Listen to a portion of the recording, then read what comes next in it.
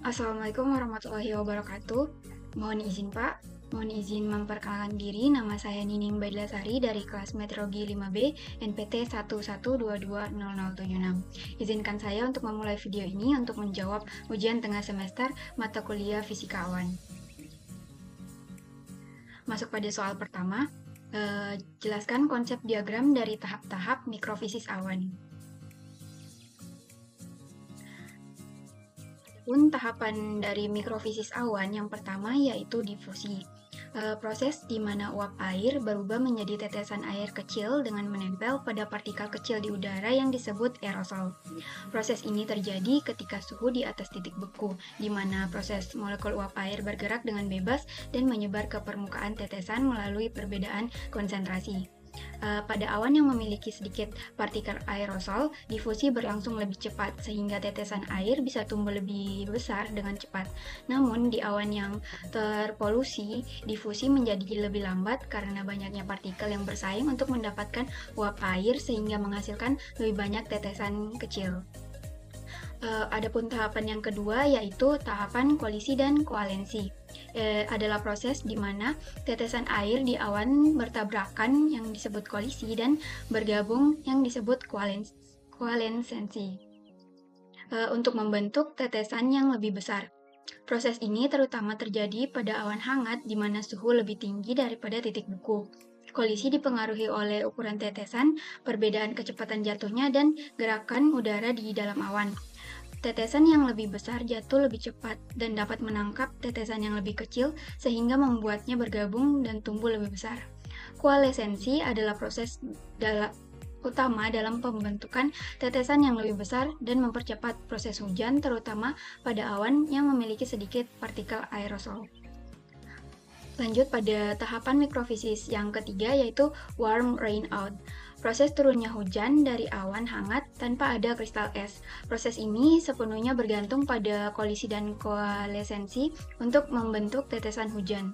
Dalam awan hangat, terutama pada awan maritim atau yang memiliki sedikit partikel aerosol, tetesan air dapat tumbuh dengan cepat melalui proses kolisi dan koalesensi hingga cukup besar untuk jatuh sebagai hujan. Namun, pada awan yang terpolusi, proses warm rain out sering terhambat karena banyaknya tetesan kecil yang menghalangi pertumbuhan tetesan besar. Selanjutnya, tahapan mikrofisis awan yang keempat yaitu mixed phase. Kondisi di dalam awan di mana ada tetesan air super dingin dan kristal es yang ada bersamaan pada suhu antara 10 derajat Celcius hingga minus 30 derajat Celcius. Pada suhu ini, air tuh lebih mudah tersublimasi pada kristal es dibandingkan mengembun pada tetesan air yang super dingin. Akibatnya, kristal es yang sudah ada akan tumbuh lebih cepat karena mengambil molekul air dari tetesan air di sekitarnya. Proses ini tuh dapat menyebabkan pertumbuhan kristal es yang cukup besar yang kemudian dapat memicu presipitasi dalam bentuk salju. Proses tahapan mikrofisis awan yang terakhir yaitu glaciation adalah tahap di mana semua air dalam awan tuh membeku menjadi kristal es. Proses ini tuh terjadi pada suhu di bawah 20 derajat Celcius hingga 40 derajat Celcius. Glaciation menandakan perubahan dari fase campuran menjadi awan yang sepenuhnya terdiri dari kristal es. Setelah glaciation selesai, awan dapat menghasilkan presipitasi dalam bentuk salju, butiran es atau hujan es, tergantung pada suhu dan struktur awannya.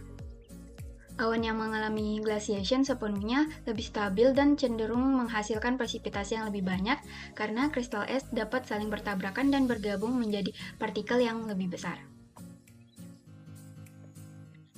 Adapun diagram tahapan mikrofisis awan yang pertama yang pada garis berwarna hijau menandakan awan maritim. Awan maritim biasanya terbentuk di atas lautan dengan konsentrasi aerosol yang rendah, menghasilkan tetesan awan yang lebih besar. Pada grafik ini, proses diffusi berlangsung dengan cepat dan awan segera mencapai ukuran tetesan yang lebih besar dibandingkan awan kontinental dan awan polluted. Proses kolisi dan koalesensi terjadi pada ukuran tetesan yang relatif besar, sekitar 20 mikrometer. Sehingga hujan hangat lebih mudah terbentuk pada suhu yang lebih tinggi dibandingkan awan kontinental dan awan polluted.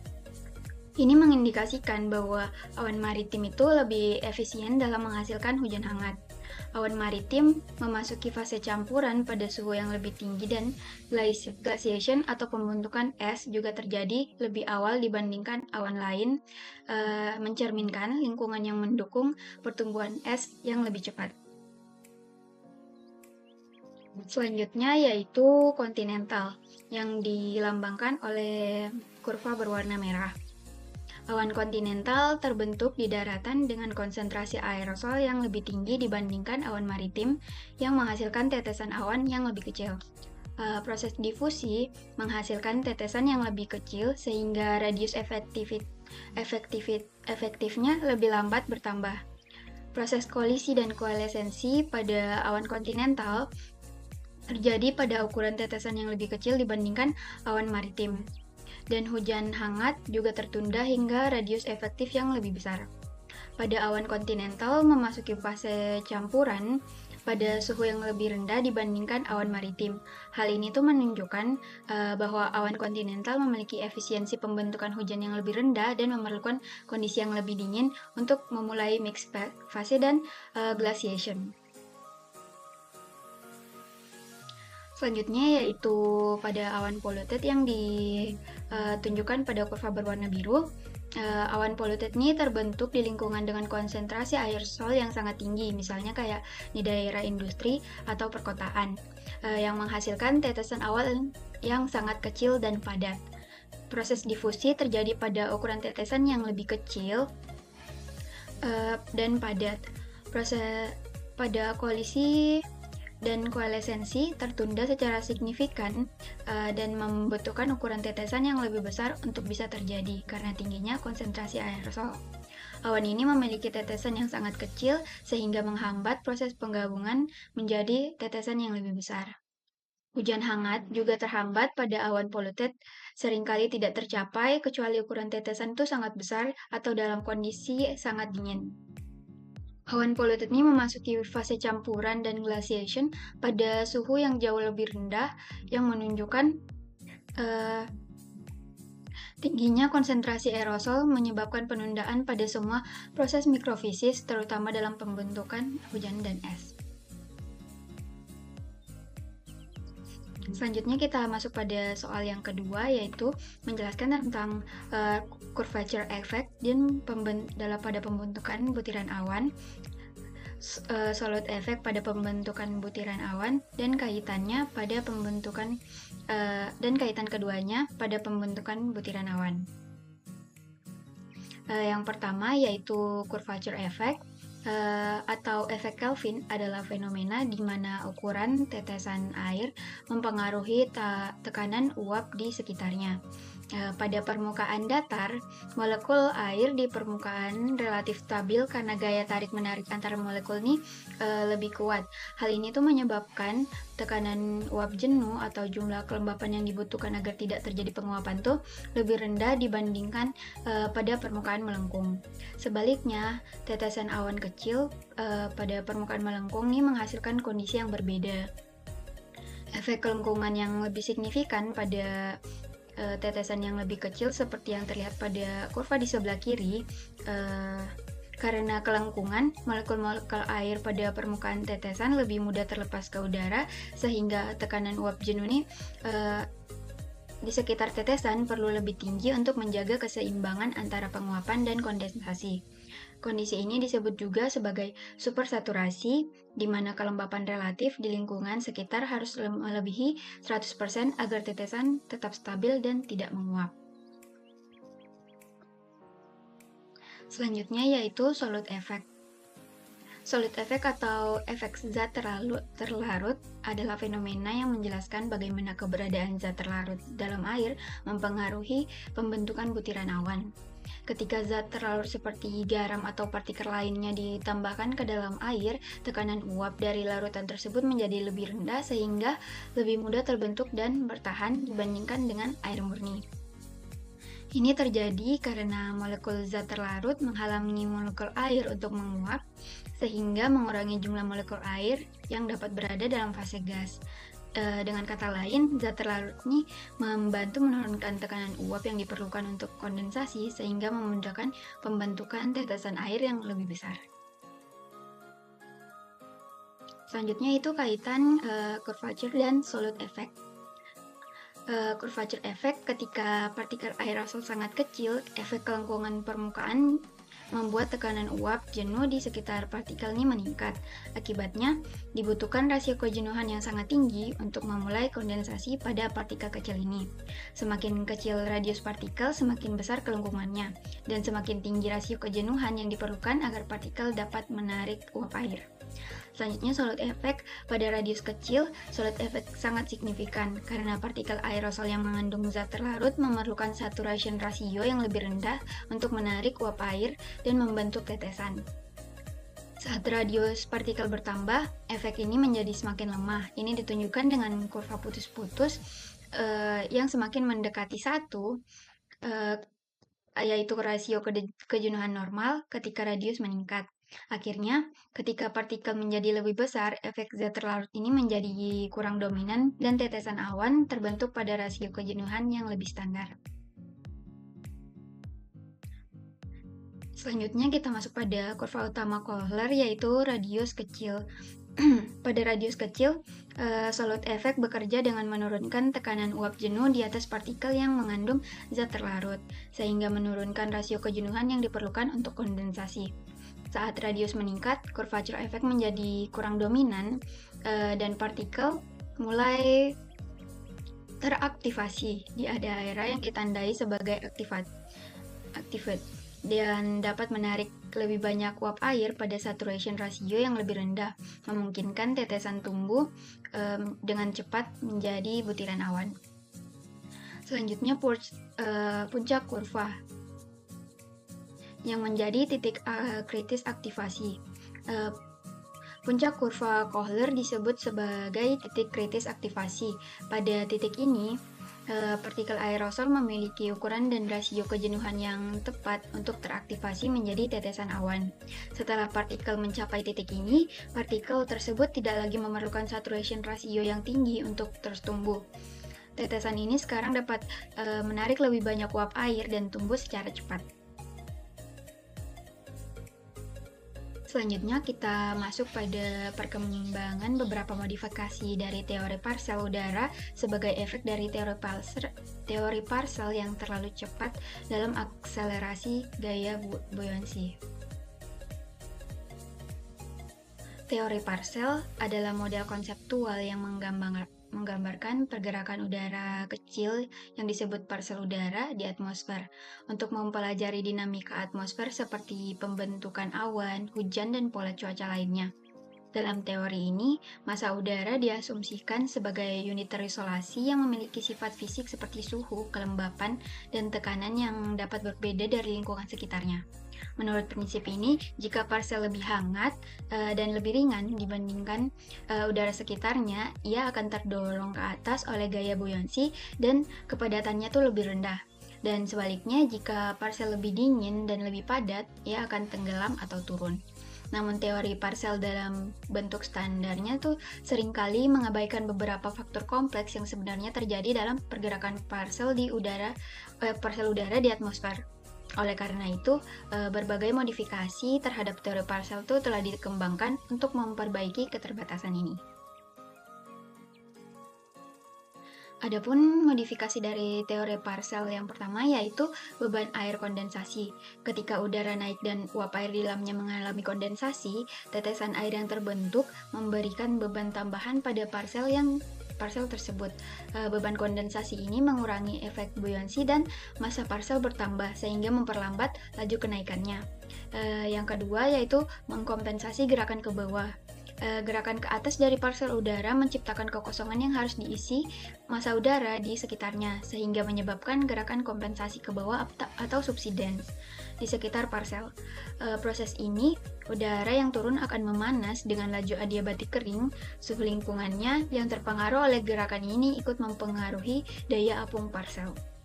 Selanjutnya yaitu pengenceran dengan cara mencampur atau entrainment. Udara yang tercampur melalui entrainment biasanya lebih dingin dan lebih kering dibandingkan parsel udara yang naik. Ketika udara ini bercampur dengan parsel yang naik, ia akan menurunkan suhu dan kelembapan parsel tersebut. Hal ini tuh menyebabkan penurunan daya apung parsel udara karena udara yang tercampur menurunkan perbedaan suhu antara parsel udara dan sekitarnya. Efek ini tuh memperlambat laju kenaikan parsel dan mengurangi kemampuannya untuk naik lebih tinggi di atmosfer. Yang terakhir yaitu hambatan aerodinamis, yaitu teori gelembung, pancaran, dan gumpalan. Hambatan aerodinamis memperhitungkan resistensi yang dialami oleh parsel saat bergerak ke atas. Dalam teori gelembung, pancaran, dan gumpalan, parsel udara ini diperlakukan sebagai massa yang mengalami gaya hambatan berbeda tergantung pada bentuknya. Yang pertama yaitu teori gelembung, parsel udara dianggap seperti gelembung dengan kecepatan vertikal yang dipengaruhi oleh ukuran dan gaya buoyansi. Yang kedua yaitu teori pancaran, yaitu parsel dianggap sebagai pancaran udara hangat yang mengalami hambatan saat naik. Dan yang ketiga, teori gumpalan, parsel dianggap sebagai massa yang lebih besar mengalami turbulensi yang menghasilkan hambatan lebih besar.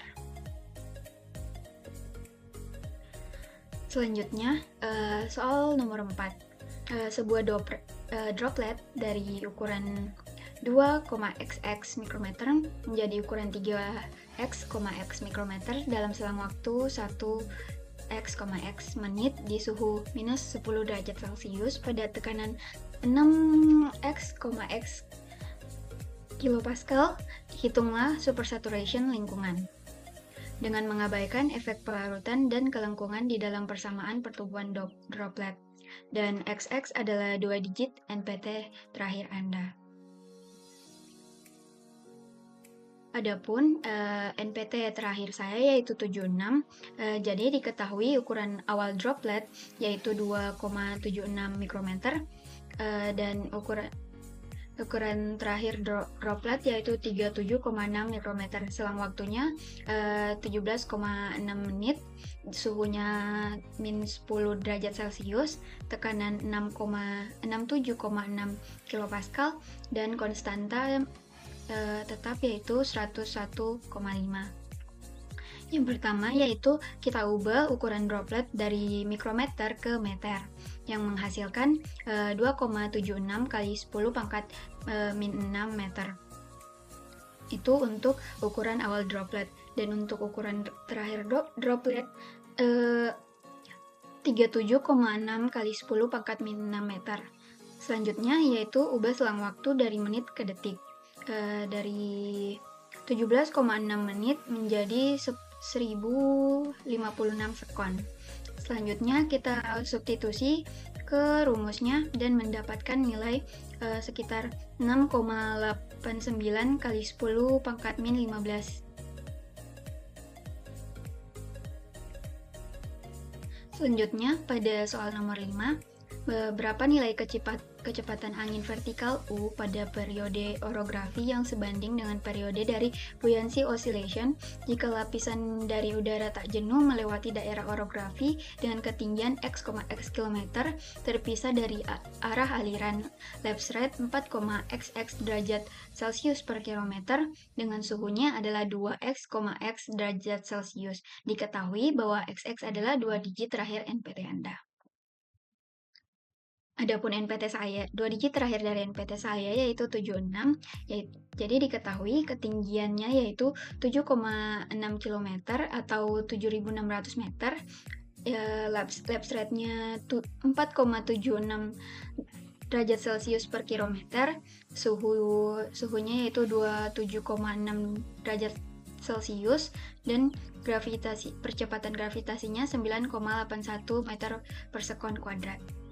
Yang pertama, kita hitung frekuensi buoyancy yaitu N.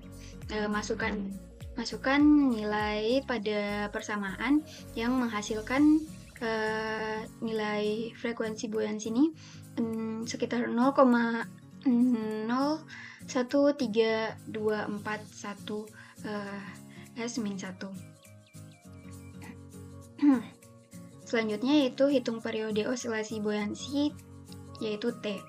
Kita masukkan pada persamaan yang kita dapatkan, kita masukkan pada persamaan T yang menghasilkan nilai 4,47,14 sekon. Selanjutnya, hitung kecepatan angin vertikal U dengan memasukkan nilai T yang kita dapatkan tadi pada persamaan ini, dan kemudian mendapatkan hasil akhir kecepatan angin vertikal U sebesar 16,03 meter per sekon. Mungkin cukup sekian presentasi dari saya. Kurang lebihnya mohon dimaafkan. Wabillahi taufiq wal hidayah. Wassalamualaikum warahmatullahi wabarakatuh.